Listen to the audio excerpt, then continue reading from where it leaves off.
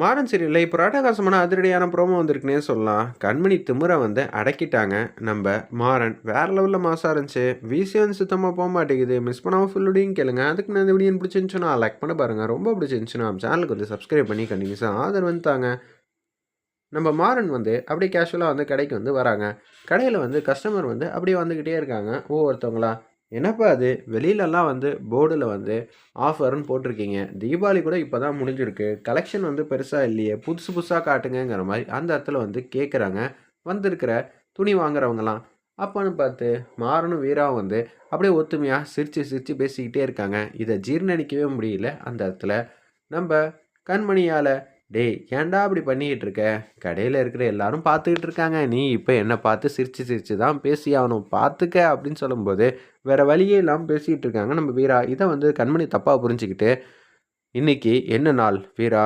மறந்துட்டியா? நம்ப அண்ணனோட முக்கியமான நாள். இந்த நாள் அதுவுமா வந்து நீ இவன் பண்ண விஷயத்தெல்லாம் மன்னிச்சு, நீங்க 2 பேரும் சிரிச்சு பேசிட்டு இருக்கீங்களா? இத என்னால ஏத்துக்கவே முடியல" அப்படின்னு சொல்லும்போது, "சார் இருக்கிற டிசைன் எல்லாத்தையும் வந்து பார்த்துட்டேன். புடிக்கவே இல்ல, புடிக்கவே இல்லங்கிறீங்களே. இப்ப 50 சட்டையெல்லாம் நான் திருப்பி வந்து மேல வந்து அடுக்கி வைக்கணும். பார்த்து இதுல ஏதாவது ஒண்ணு எடுங்க" அப்படின்னு சொல்லி அந்த இடத்துல வந்து கேட்குறாங்க. அங்க வேலை பார்க்குற ஒருத்தரு, "என்னையா நினச்சுட்டு இருக்க உன் மனசுல? உன் வேலை என்ன? எடுத்து காட்டுறது தானே.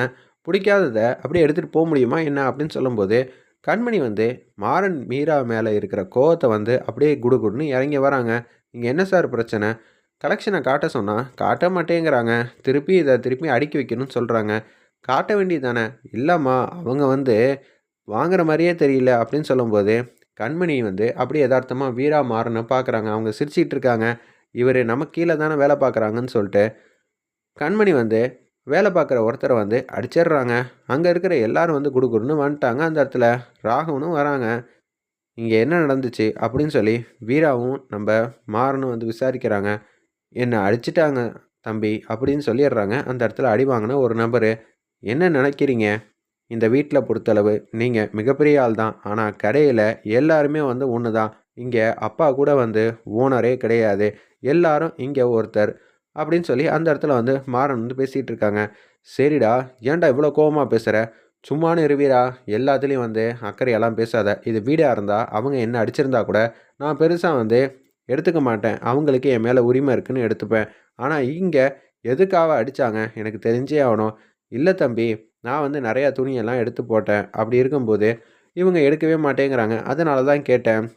ஒவ்வொருத்தர் ஆங்கிள்லேருந்து பார்க்கும்போது தான் அவங்க வேலை செய்யறதுல எல்லாம் வந்து தெரியும். சார், இதுலேருந்து உங்களுக்கு ஒரு சட்டை கூடயா புடிக்கல?" அப்படின்னு சொல்லும்போது, "தம்பி, இவ்வளோ பெரிய பிரச்சனையாகும்னு நான் நெனச்சு கூட பார்க்கல" அப்படின்னு சொல்லி அந்த இடத்துல வந்து அந்த சட்டை வாங்குனவங்க வந்து சொல்றாங்க. இப்ப இந்த இடத்துல கண்மணி வந்து மன்னிப்பு கேட்டே ஆகணுங்கிற மாரி மாறன் வந்து பிடிவாதமா செமையா வந்து கத்துறாங்க. வீரா வேணாங்கிறாங்க. "நம்ப கண்மணி தான. இது எல்லாம் வீட்ல வச்சுக்க. இங்கெல்லாம் சொல்ற வேலையெல்லாம் வச்சுக்காத. இங்க கடையில எல்லாருமே ஒண்ணு தான்" அப்படின்னு சொல்லும்போது ராகுன் வந்து வராங்க அந்த இடத்துல. உடனே ராகுன் வந்து, "டேய் இந்த விஷயத்த விட்றா.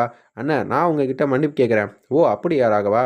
இதுதான் அப்பா நமக்கு சொல்லிக் குடுத்தாதா?" அப்படின்னு சொல்லி கேட்டோனே, ராகுனும் பேச முடியாம அமைதியா இருக்காங்க. "இப்ப இந்த இடத்த விட்டு யாருமே நவுரக்கூடாது. மன்னிப்பு கேட்கிற வரைக்கும் நான் நவுர மாட்டேன்." அப்படின்னு சொன்னோனே, "அண்ணன் உங்க பிடிவாதத்த விடுங்கண்ணே" அப்படின்னு சொல்லி அந்த இடத்துல கேட்கும்போது, "என்ன அன்னைக்கு வந்து ஒத்து ஊதுறியா?" அப்படின்னு சொல்லி கேட்குறாங்க அந்த இடத்துல மாறன். "டேய் கேட்க சொல்றா, இல்லாட்டி நான் அடுத்தது என்ன செய்வேன்னு எனக்கே தெரியாது" அப்படின்னு சொன்னோனே, "என்ன மன்னிச்சிருங்க. நான் உங்கள அடிச்சது தப்பு தான்" அப்படின்னு சொல்லிட்டு அவங்க மட்டும் போறாங்க. என்னடா இது! நம்ம கீழ தான் வேலை பார்க்குறாங்கன்னு சொல்லி, நான் அவங்கள அடிச்சேன். ஆனா இவங்க வந்து எல்லாரும் தப்புன்னு சொல்றாங்க. மாறன் வந்து என்ன அசிங்கப்படுத்திட்டான் ஒட்டுமொத்த கடை முன்னாடியும். ராகுன் வந்து, "ஏன்டா இப்படி பண்ற?" அப்படின்னு சொல்லி மாறன பார்த்து கேட்டுட்டு, அப்படியே வந்து கண்மணி கிட்ட வந்து மன்னிப்பு கேட்கலான்னு சொல்லிட்டு குடுகுடுன்னு போறாங்க. "மன்னிச்சிருமா. ஆமா, நீங்க என்ன இந்த கடைக்கு என்ன ஓனரா?" அப்படின்னு சொல்லி வீராக்கும், மாறனையும் பிரிக்கணும்னா ராகுன வச்சு தான் வந்து பிரிக்க முடியும். அதுக்கு ராகுன் வந்து என் கட்டுக்குள்ள வந்து இருக்கணும்னு சொல்லிட்டு, நீங்க ஓனர் மாறலாம். சும்மா இங்க வந்து கல்லாப்பெட்டியில வந்து உட்காரலாம், பணம்லாம் எடுக்கலாம். ஆனா இங்க ஒட்டுமொத்த மனசுலயும் வந்து மாறனுக்கு தான் ஒரு மிகப்பெரிய இடம் இருக்கு.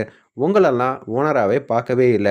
உங்க தம்பி தாங்க இங்க எல்லாமே" அப்படின்னு சொல்லிடுறாங்க அந்த இடத்துல கண்மணி. "என்ன சொல்ற? ஏன் இப்படியெல்லாம் பேசுற? இதான உண்மை. உங்கள யாரையாவது ஒருத்தராவது மதிச்சாங்களா? மாறன தான மதிக்கிறாங்க" அப்படின்னு சொல்லிட்டு இருக்காங்க.